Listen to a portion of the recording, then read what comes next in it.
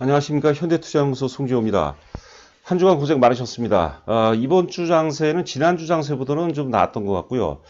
다음 주 장세는 이번 주 장세보다 훨씬 더 괜찮은 양호한 흐름이 예상이 되지 않나 싶습니다. 자, 오늘은 주말 특집 형태로 진행해 보도록 하겠는데요. 최근 증권시장에서 동학 개미운동이라는 말이 최고로 이슈화되고 있고, 이것 역시도 일종의 사회현상 중에 하나가 아닌가 생각이 됩니다.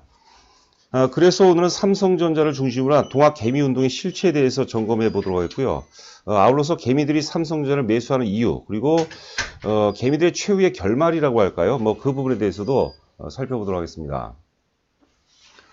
보시는 화면은 동학운동을 패러디한 그림인 것 같습니다. 개미들은 일반적으로 죽창으로 싸우고 있고, 기관 같은 경우는 이제 그 활이라는 그 좋은 무기를 갖고 있고, 우상단 보니까 국민연금은 전쟁을 지켜보는 것 같아요. 그리고 우하단 보니까 남편 몰래 HLB 매수한 주부도 있는 것 같습니다. 하여튼 재밌게 매수한 것 같습니다. 자, 이번 화면 같은 경우 이제 코스피 종합주가 지수인데요. 연봉입니다, 연봉. 과거 이제 코스피가 IMF 이후에 2000년대 초반에 대략 한 500포인트서부터 1000포인트를 돌파해서 2000포인트까지 올라왔죠. 이 당시에 사실 2000포인트까지 끌어올렸던 주역 중에 하나는 정시펀드였죠. 그리고 커다란 영웅이 있었습니다. 박현주 회장이죠. 박현주 펀드가 아주 돌풍을 일으켰죠. 안타까운 것은 사실 박현주 펀드가 2000포인트 부분에서 제 기억으로 이제 4존, 인사이트 펀드 4존을 사실 발매를 했는데 그게 한 방에 다 팔렸대요. 그때 산 사람들은 아주 주가가 박살이 났죠. 당시에 이제 계좌 수가 이제 800만 개를 돌파했는데 현재 계좌 수가 3천만 개를 돌파했으니까 대단한 거죠. 또 하나 재밌는 것은 주가가 500포인트에서 이제 2000포인트 오르는 동안에 외국인들은 제 기억으로 대략적으로 이제 한 20조 정도 순매도를 했습니다. 우리가 1992년도 자본시장을 개방했죠. 개방 직후에 어떤 공식이 있었냐면 외국인들이 주식을 사면 무조건 주가가 올랐어요. 또 외국인들이 주식을 팔면은 무조건 주가가 빠지고 말하는데 그러다 보니까 이 당시는 외국인들이 순매도하니까 어설프게 이제 외국인 동향에 집착했던 분들은 주식을 이제 많이 털렸다고 봐야 될 것 같아요. 자, 저는 이제 당시 정시펀드 열풍하고 지금 동학 개미 운동하고 거의 유사한 그런 흐름이 아닌가 생각합니다. 오늘 그래서 그 부분에 대해서 좀 더 자세히 살펴보도록 하겠습니다. 자, 보시는 화면은 이제 삼성전자의 일봉이 되겠습니다. 자, 보시면 이제 우상단 보면은 올해 들어서 외국인이 15조 순매도를 보였고요. 동학개미라고 봐야 돼요. 개미들이 이제 20조 매도가 아니라 매수입니다. 이 오타가 났네요. 죄송합니다. 20조 대단하죠. 20조 순매수를 보였습니다. 예, 동학개미운동이 이제 출정가라고 동학개미운동이 이제 출발했다고 봐야 될 것 같아요.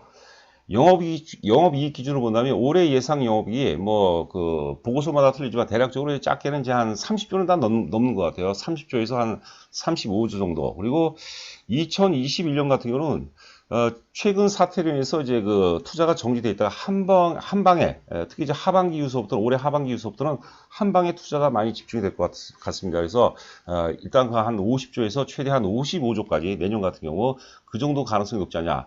영업이익이 대략적으로 한 55조 가까이 나온다면 보통주 기준으로 한 10만원 정도는 무리 없이 가지 않을까 싶습니다. 그리고 2023년 정도가 된다면은 한 100조 돌파 가능성도 높지 않을까. 저희는 저희 연구소에서는 그렇게 또 분석을 하고 있습니다. 특히 비메모리 어떤 성장성이 이제는 실적으로 본격적으로 이제 가시화가 된다는 이제 전제 하에서 이제 100조 가능성이 높다고 보는 거고요.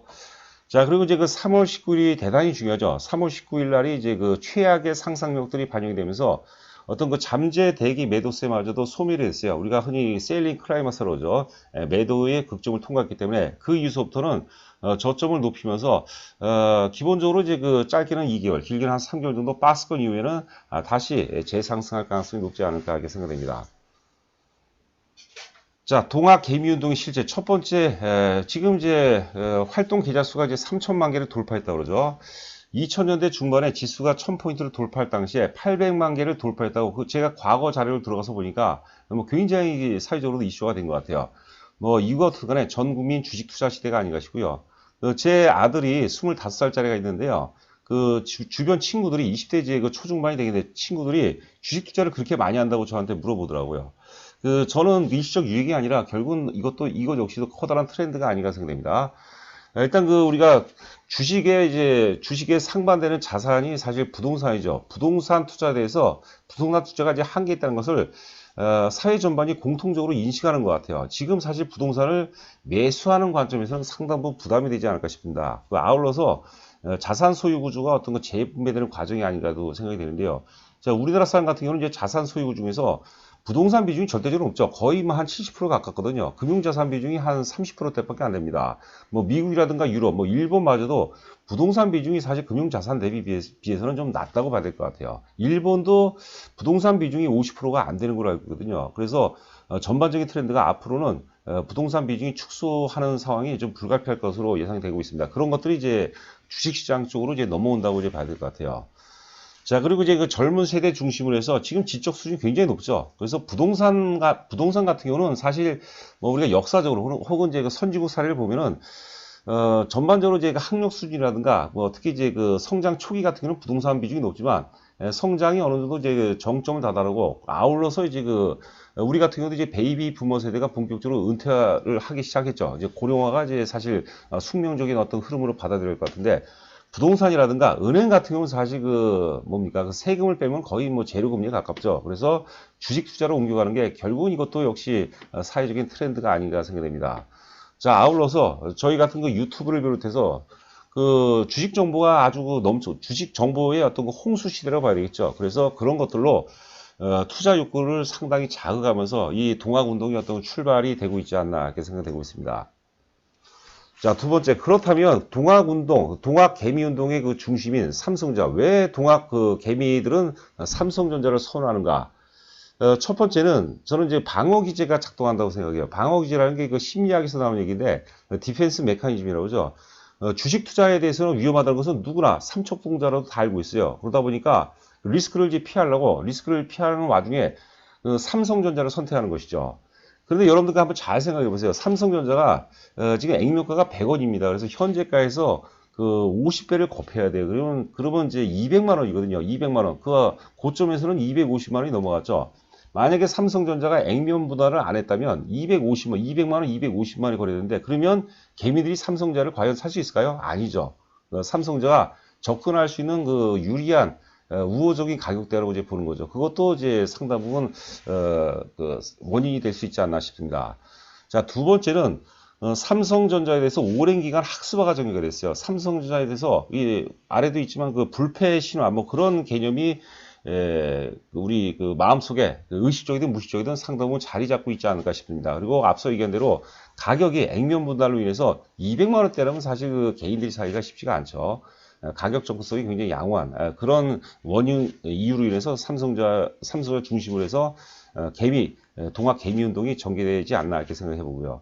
자, 부동산 불패 신화가 그동안에 계속 이어졌죠. 그런데 부동산 불패 신화가 삼성전자 앞에 이제 방어 기제가 작동되고 그다음에 오랜기간 학습화를 통해서 삼성전자 불패 신화 이런 기대감들이 역시 그 반영되면서 삼성전자 쪽으로 동학 개미 운동이 전개가 되고 있는 상황이 아닌가 그런 현상이 아닌가 생각됩니다.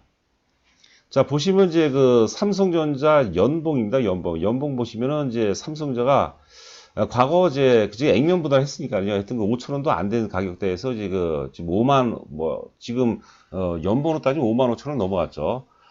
메모리 혁명 1990년대 이제 메모리 혁명으로 인해서 주가가 반도체 혁명이죠. 800% 올라갔습니다. 800%. 그리고 애니콜 혁명도 대단하죠. 이것은 이제 무선 통신 혁명입니다. 그동안에 우리가 유선 통신 환경에서 살다가 무선 통신 혁명으로 인해서 주가가 또 한 540% 올라가고 그다음에 이제 존재하지 않았던 그 스마트폰 혁명과 함께 주가가 또 400% 올라가고 지금은 이제 그 메모리 및 비메모리 혁명 과정이라고 이제 보는 거죠. 특히 메모리가 이제 그 좋은 캐시카우 역할을 하는 가운데 비메모리 시장에서 TSMC와 제가 보기에는 양강 체계가 이제 구축될 가능성이 굉장히 높다고 보거든요. 기본적으로 이제 마켓 시어를 본다면 40대, TSMC 40, 삼성전자 40, 그리고 나머지 한 20% 정도, 이 정도 구도가 전개될 가능성이 높지 않을까 생각됩니다. 그래서 삼성전자는 주구장창 주가가 계속 올랐어요. 그게 우리 뇌 속에 의식적이든 무의식적이든 자리를 잡았기 때문에 동학 개미 운동이 어떤 근거가 될 수 있지 않았을까 이렇게 생각을 해봅니다.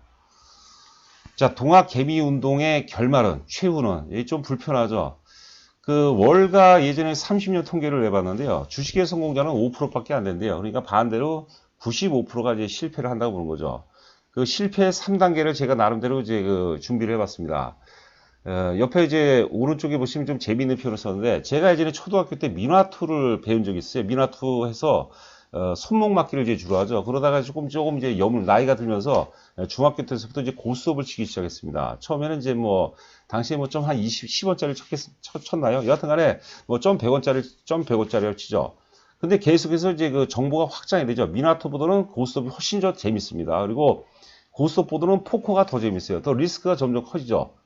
포커에서 달다가 결국은 이제 우리가 경마장을 가거나 강원랜드를 간다고 보는 거죠. 이게 대중들의 심리 어떤 그 프로세스라고 보시면 될 것 같아요. 이것을 사실 거역하기가 쉽지 않죠. 이걸 거역하고 원래 자기 그 뭐라 그럴까 처음처럼 원래 자기 투자의 어떤 그 본질처럼 생각한다면 이런 어떤 그 유혹으로부터 이제 벗어날 수 있는데 대중심이라는 게 그게 쉽지가 않습니다. 그래서 첫 번째는 이제 건전성 차원으로 우리 주식을 투자합니다. 처음에 투자하는데 나는 주식 투자에서 반드시 이겠다. 그런데 이제 위험한 종목은 아니다. 그렇기 때문에 결국 삼성전자. 그런데 하다 보니까 정보가 확장이 돼요. 누구는 이거에서 돈을 벌었다. 누구는 바이오로 벌고, 누구는 또 뭐 무슨 테크놀로지를 벌고, 누구는 무슨 테마로 벌고 이런 얘기를 많이 듣다 보면 열이 받죠. 그래서 결국은 이제 그 안정형, 건전형, 혹은 건전성, 혹은 안정형에서 리스크 추구형으로 바뀔 수밖에 없습니다. 이것을 우리가 오늘 이제 방송의 취지도 이것을 우리가 이 리스크를, 이런 유혹을 잘 떨쳐버리자는 얘기죠. 결국 이기심과 이제 그 이기심까지는 괜찮아요. 우리가 욕심으로 주식을 하는 건데 이기심을 넘어서 탐욕이 개입되다 보니까 삼성전자를 매도하고 이제 다른 종목으로 이제 많이 갈아탄다고 보는 거죠. 제가 그 마키아벨리의 군주론을 굉장히 한 대여섯 번 읽었을 겁니다. 그 내용에 보면 인간이라는 것은 아버지 죽음의 아픔보다 내 재산의 손실에 대한 기억이 더욱 오래 간다는 거죠. 이게 이기심이고 탐욕이거든요. 이게 사실 어찌 보면 성악설의 어떤 기본이 될 수 있고 인간의 어떤 본질이 아닌가 생각이 됩니다. 그러니까 내가 만약에 그 투자 수익이 삼성전자로 10% 정도 나왔어요. 근데 누구는 어떤 바이오로 50%, 100%가 나왔어요. 그러면 이기심과 탐욕이 적용하면서 괴로운 거죠. 손해본 거죠. 상대적으로 이제 빈곤감이 있는 거죠. 나는 너무나도 가난한 거. 왜? 나는 자동차가 한 대밖에 없는데 옆집은 자동차가 세 대밖에 없는 거거든요. 나는 100억을 갖고 있어요. 근데 너무나도 가난해. 옆집 그 박 사장은 재산이 1000억이에요. 강남에 빌딩도 있어. 나는 빌딩도 없어요. 집이 세 채밖에 없어. 이런 논리죠. 자, 그래서 이제 마지막으로 이제 그 부동산 성공 이유. 우리가 부동산을 뭐 성공했다고 이게 평가하기가 좀 그렇지만 부동산에서 집이 없는 분들은 좀 안타깝지만 부동산에서 아파트죠, 일반적으로. 성공한 이유가 뭡니까? 그냥 아파트를 예전에 사놓은 거예요. 예? 사놓고 이제 눌러 살다 보니까 10년 지나고 20년 지나다 보니까 1억짜리가 5억 되고 5억짜리가 10억 되고 20억이 된 거죠. 그래서 결국 뭐냐면 절대 망하지 않는 자산을 그게 주식이든 부동산이든 저가에 매수한 다음에 장기간 보유하는 것이 최적이라고 본 거고 여러분들 그 처음에 초심을 잃지 마시고요. 그 삼성전자 굉장히 좋습니다. 그리고 제가 보기에는 삼성전자가 다시 역사적 고점을 돌파하면 의외로 개별주처럼 올라갈 수 있는 그런 장세 가능성도 충분히 있습니다. 그래서 반드시 우리가 이 시장에서 성공을 해야 되겠고요. 그 한눈을 안 팔았으면 좋겠습니다. 그 투자의 본질을 절대 잊으시면 안 되고요. 저 같은 경우는 이제 거래소 코스닥 한 2,000여 개 종목이 되죠. 거의 전 종목을 다 봐야 돼요. 물론 잡주라든가 뭐 이런 거 빼고. 그래도 한 500개 종목은 거의 매일 보는 것 같습니다. 많이 하는 것 같지만 그게 사실 양날의 칼이라는 거죠. 그래서 처음처럼 우리 제가 좋아하는 것 중에 처음처럼이라는 말 쓰이는 소주가 있죠. 처음처럼 본질이 훼손이 안 되도록 우리가 계속해서 이제 뭐라고 할까요? 교회 다니시는 분들은 기도를 많이 하고 절에 다니시는 분도 이제 기도를 많이 하시면 좋은 결과로 이어질 수 있지 않을까 싶습니다. 워런 버핏이 한 아주 유명한 얘기입니다. 10년을 투자할 마음이 없다면 단 10분도 갖고 있지 말라. 자, 오늘 이제 주말에 마지막 말과 함께 오늘 방송 마치도록 하겠습니다. 좋은 주말 되시기 바랍니다. 감사합니다.